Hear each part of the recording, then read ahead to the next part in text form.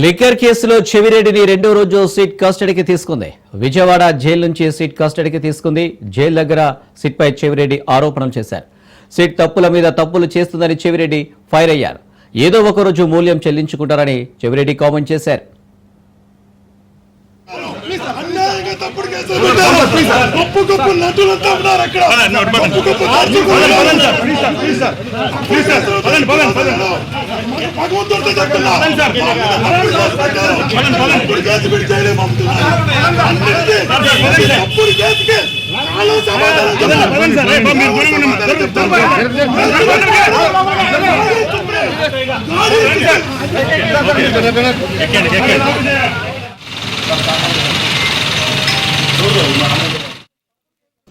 నిన్న చెవిరెడ్డిని విచారించిన SIT liquor కేసులో పలు ప్రశ్నలు సంధించింది. దాదాపు 8 గంటల పాటు విచారించింది. ఒక్కొక్కరికి 100కు పైగా ప్రశ్నలు సంధించింది.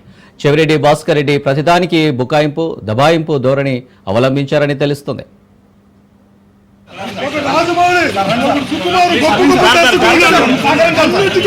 సమాధానం చెప్తుంది. తప్పుడు కేసులు పెట్టిన ప్రతి ఒక్కరికి దేవుడు శిక్షిస్తారు. తప్పుడు కేసులు పెట్టి అన్యాయంగా తప్పుడు కేసులు పెట్టారు. గొప్ప గొప్ప నటులంతా ఉన్నారు అక్కడ.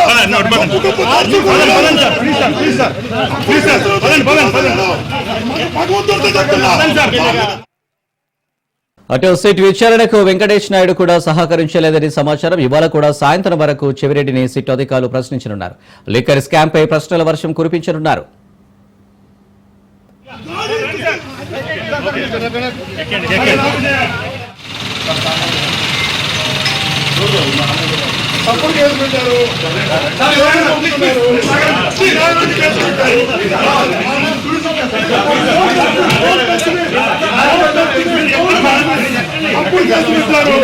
అన్యాయంగా జైలు పంపుతున్నారు. చిత్తా ఒక గొప్ప గొప్ప దర్శకుడున్నాడు. ఒక రాజమౌళి, ఒక సుకుమారు గొప్ప గొప్ప దర్శకుడున్నాడు. అన్నిటికీ కాలు సమాధానం చెప్తుంది. తప్పుడు కేసులు పెట్టిన ప్రతి ఒక్కరికి దేవుడు శిక్షిస్తారు. తప్పుడు కేసులు పెట్టి జైలు పంపారు. అన్యాయంగా తప్పుడు కేసులు పెట్టారు. గొప్ప గొప్ప నటులంతా ఉన్నారు అక్కడ. గొప్ప గొప్ప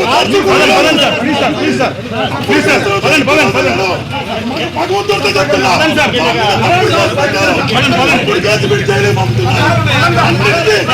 తప్పుడు కేసుకి సమాధానం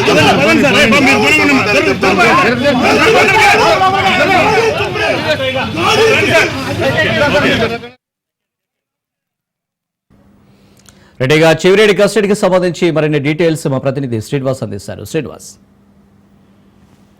అనిల్, ఏపీ లిక్కర్ స్కామ్ కేసుకు సంబంధించి చెవిరెడ్డి భాస్కర్ రెడ్డి ఇప్పటికే వైఎస్ఆర్సీపీ నేత, అట్లాగే మాజీ ఎమ్మెల్యే అయినటువంటి చెవిరెడ్డి భాస్కర్ రెడ్డి ఇప్పటికే విజయవాడ సబ్ జైల్లో రిమాండ్ ఖైదీగా ఉన్నారు. అయితే ఈ కేసుకు సంబంధించి చెవిరెడ్డి భాస్కర్ రెడ్డిని కూడా కీలక నిందితుడిగా భావిస్తున్నటువంటి సిట్ అధికారులు ఇక్కడి నుంచి సమాచారం రాబట్టాల్సిన అవసరం ఉన్న నేపథ్యంలో చెవిరెడ్డి భాస్కర్ రెడ్డిని పోలీస్ కస్టడీ సిట్ తమ కస్టడీకి తీసుకోవడం జరిగింది. దీంతో 3 రోజుల పాటు న్యాయస్థానం సిట్ కస్టడీకి చెవిరెడ్డిని ఇవ్వడం జరిగింది. దీనిలో భాగంగానే మొదటి రోజు అయినటువంటి నిన్న మొదటి రోజు విచారణ జరిగింది. విచారణలో దాదాపు 100కు పైగా ప్రశ్నలు సిట్ అధికారులు చెవిరెడ్డి భాస్కర్ రెడ్డిని అడిగినట్టు తెలుస్తా ఉంది. అయితే ఏ ఒక్క ప్రశ్న కూడా సమాధానం చెప్పకపోగా అతను దబాయింపు ధోరణి మాత్రమే ఈ విచారణలో కనిపించింది అనేది కూడా మనకు తెలుస్తా ఉంది. సమాధానం చెప్పకుండా తప్పుడు కేసు పెట్టారంటూ కూడా ఇతను చెవిరెడ్డి రెండోసారి నిన్న కూడా విజయవాడ సబ్ జైలు నుంచి బయటికి తీసుకొచ్చేటప్పుడు వార్నింగ్, అంటే ఒక హెచ్చరిక ధోరణిలో కూడా అతను పోలీసులపై అట్లాగే ప్రభుత్వంపై ఆరోపణలు చేయడం జరిగింది.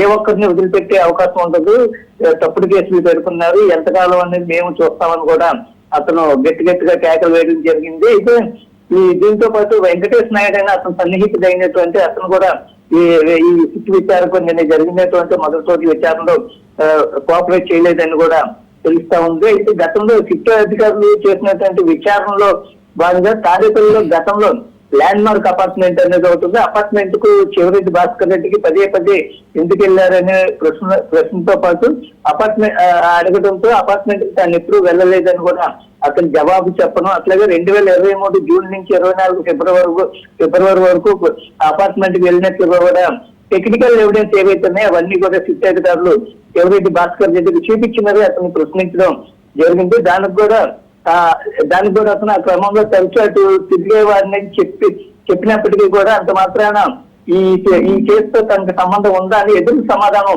సిట్ అధికారులతో అధికారులను ప్రశ్నించినట్లు తెలుస్తా ఉంది. అయితే ప్రణయ్ అనే 23-24లో పలు తేదీల్లో కూడా అతను ప్రణయ్ని కలిసినట్లు ప్రణయ్ని కలిసినట్లుగా కూడా ఆధారాలు చూపించినటువంటి సిట్ అధికారులు కూడా అతను సరైన సమాధానం చెప్పకపోవడం ఆశ్చర్యాన్ని కూడా కలిగిస్తా ఉంది. అయితే దీనికి సంబంధించి గతంలో ఎన్నికల సమయంలో పట్టుబడినటువంటి మద్యం ముడుకుల సొమ్ము ఏదైతే ఉందో 8,36,36,00,000 రూపాయలు ఎవరికి అందజేయడానికి తీసుకెళ్లారని కూడా ప్రధానంగా సిట్ అధికారులు అతన్ని నిన్న అడగడం జరిగింది. దీనికి కూడా అతని నుంచి సరైన సమాధానం రాలేదు. ఆ డబ్బులతో తనకు ఎలాంటి సంబంధం లేదని క్లియర్ గా చెప్పడం జరిగింది. అయితే నిన్న అది జరిగినటువంటి విచారణలో చెవిరెడ్డితో పాటు వెంకటేష్ నాయుడు కూడా అతనికి ఇద్దరు కూడా కోఆపరేట్ చేయలేదని కూడా సిట్ అధికారులు నుంచి సమాచారం వచ్చినట్లు తెలుస్తా ఉంది. అయితే ఈ రోజు రెండో రోజు విచారణ కొద్దిసేపటి క్రితం విజయవాడలోని సిటీ కార్యాలయంలోని సిట్ ఆఫీస్కి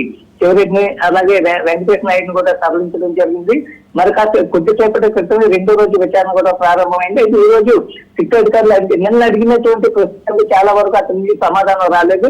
మళ్ళీ అయ్యే ప్రశ్నలు కూడా ఇప్పుడు రిపీట్ చేసే అవకాశాలు కూడా కనిపిస్తా ఉన్నాయి. వాటితో పాటు మరికొన్ని ప్రశ్నలు కూడా సిట్ అధికారులు అంటే కేసుకు సంబంధించి చెవిరెడ్డి అంటే జగన్మోహన్ రెడ్డి మాజీ ముఖ్యమంత్రి జగన్మోహన్ రెడ్డికి అత్యంత సన్నిహితుడైనటువంటి చెవిరెడ్డి భాస్కర్ రెడ్డిని కనుక నోరు విప్పితే కనుక ఈ కేసుకు సంబంధించి కూడా మూలాలన్నీ కూడా ఏవైతే ఉన్నాయి దీనికి వస్తున్నటువంటి ప్రభుత్వం వైపు నుంచి ప్రస్తుతం కోర్టుల ప్రభుత్వం వైపు నుంచి వస్తున్నటువంటి ఆరోపణలు ఏవైతే ఉన్నాయో వాటన్నిటికి సంబంధించి కూడా పూర్తి ఆధారాలు సేకరించే అవకాశం అయితే ఉంటుంది. చెవిరెడ్డి చెప్పినటువంటి ఆన్సర్ ఏదైతే ఉంది సమాధానాలు బట్టి సిట్ అధికారులు అడిగినటువంటి ప్రశ్నలు వాటికి సమాధానాలు కనుక చెప్తే ఈ కేసుకు సంబంధించి దాదాపుగా కొంతవరకు కూడా ఇన్వెస్టిగేషన్ సిట్ అధికారులు ఇన్వెస్టిగేషన్ కొంతవరకు దూకుడు అంటే కొంతవరకు సాక్షిగా జరిగినట్లుగా కూడా తెలుస్తుంది. కానీ చెవిరెడ్డి మాత్రం ఏ విధంగా సిట్ అధికారులకు కోఆపరేట్ చేయట్లేదని కూడా తొలి రోజు విచారణలో మనకి తెలుస్తా ఉంది. అయితే రెండో రోజు ఈ రోజు మరి సిట్ అధికారులు ఏ విధంగా హ్యాండిల్ చేస్తారు, ఏ విధంగా చెవిరెడ్డి నుంచి తమకు కావాల్సినటువంటి ప్రశ్నలు ఏవైతే ఉన్నాయో వాటన్నిటికీ సమాధానాలు ఎలా రచిస్తారనేది కూడా వేచి చూడాల్సిన అవసరం అయితే ఉంది. Right Srinivas, thank you. తప్పుడు కేసులు